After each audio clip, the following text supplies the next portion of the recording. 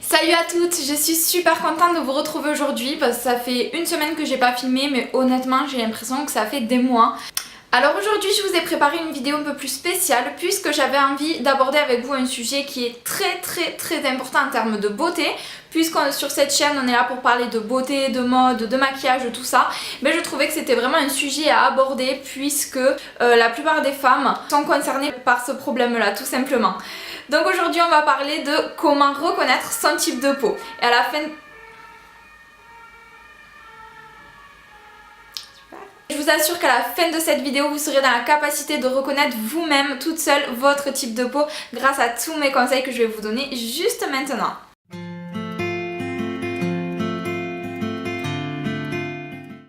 Donc on va commencer tout de suite, je vais vous donner les 3 étapes à suivre pour reconnaître votre type de peau. Donc tout d'abord on va effectuer un examen visuel, ensuite on va effectuer un examen tactile, puis on va poser quelques questions. Donc vous allez vous poser vous-même ces questions. Donc je vous explique tout ça maintenant.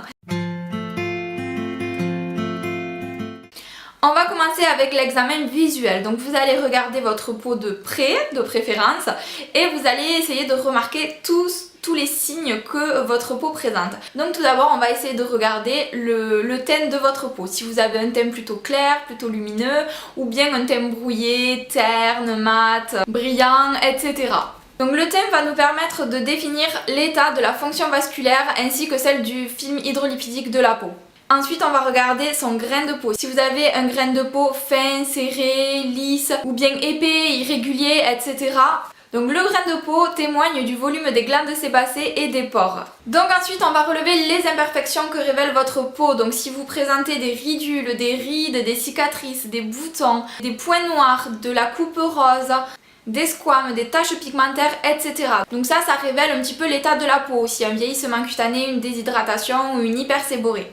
Donc maintenant qu'on a terminé avec notre examen visuel, on va passer à l'examen tactile. Et pour cela, il va falloir toucher et palper un petit peu votre peau du visage. Donc tout d'abord, on va analyser la texture de la peau. Si vous avez une peau douce, veloutée ou bien grasse, rugueuse, etc. Ensuite, on va analyser l'épaisseur de la peau. Si vous avez une peau plutôt fine, moyenne ou épaisse. Ensuite, il est à prendre en compte aussi la température de la peau, donc tout simplement en touchant. Donc par exemple, les peaux sensibles et coupes rosées vont émettre une plus grosse chaleur que les peaux normales. Ensuite, on va analyser l'élasticité et la fermeté de la peau pour savoir s'il n'y a pas un relâchement cutané, notamment au niveau de l'ovale du visage. Et ensuite, on va regarder d'assez près, notamment sur les joues, s'il y a la présence de stries de déshydratation. Là, ce sont des lignes transversales qui vont se former sur les joues à cause d'un manque d'hydratation. Maintenant on a terminé avec notre examen tactile et nous allons passer au questionnaire.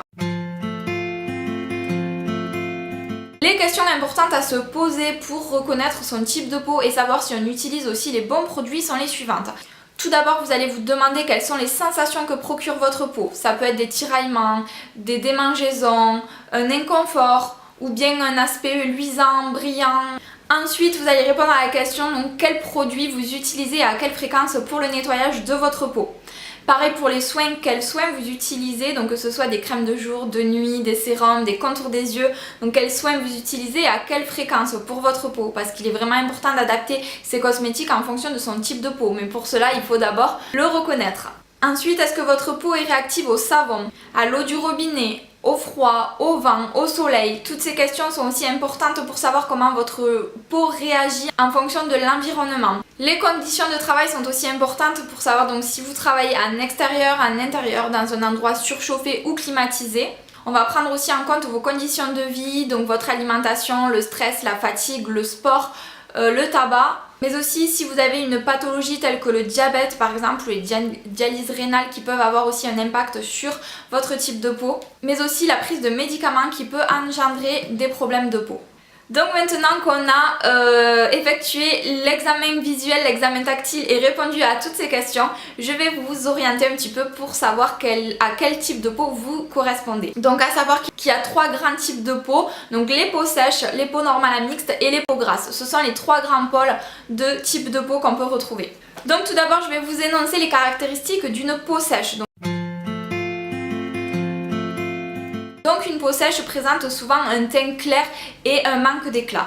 Cette peau a tendance à présenter des squames, des dartres, des rougeurs et une coupe rose. On peut également retrouver quelques fines ridules, ce sont souvent des ridules de déshydratation.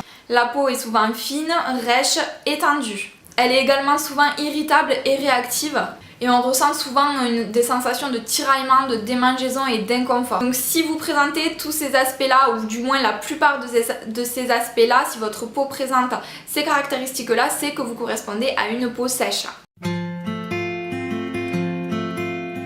En revanche, donc la peau grasse va présenter un teint plutôt brouillé, terne et plus ou moins brillant. Le grain de peau est épais, irrégulier et les pores sont souvent visibles. On retrouve des imperfections telles que les comédons, les boutons, les cicatrices d'acné et parfois des irritations. Donc la peau est plutôt douce mais huileuse. Elle est également épaisse et irrégulière. En ce qui concerne la peau mixte, donc la peau mixte présente une zone plutôt grasse sur la zone médiane qu'on appelle la zone T, donc qui est le front, le nez et le menton, et peut présenter également un dessèchement, une irritation, une réactivité sur les zones latérales, notamment les joues. Une peau sensible ou réactive se matérialise par un dessèchement, une coupe rose, des squames et des rougeurs. La peau est souvent chaude et rêche. Et on a des sensations de picotement, de démangeaison et d'inconfort. La peau sensible peut être favorisée par des facteurs environnementaux, hormonaux, digestifs, émotionnels à cause de médicaments ou de l'hygiène de vie. Ensuite, on retrouve également les peaux matures. Donc là, ce sont des peaux qui vont présenter des ridules, des rides, un relâchement cutané, notamment à l'ovale du visage, ainsi que souvent des taches pigmentaires. Cette peau est plutôt fine, a tendance à être plutôt sensible et desséchée.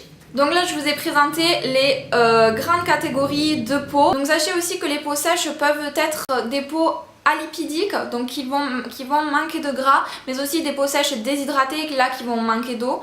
On retrouve aussi des peaux grasses à séborrhées fluides dont le sébum va s'écouler sur le visage et va faire apparaître une forte brillance, mais aussi à séborrhées rétentionnelles qu'on appelle, c'est là que le sébum reste enfermé et crée souvent l'apparition de microkystes. Donc tout ça, ce sont des caractéristiques un peu plus détaillées, un peu plus complexes, donc je ne vais pas aborder aujourd'hui, mais si vous souhaitez une vidéo sur du détail au niveau des types de peau, des caractéristiques de la peau, je peux vous la faire avec grand plaisir. Dites-moi tout ça en commentaire.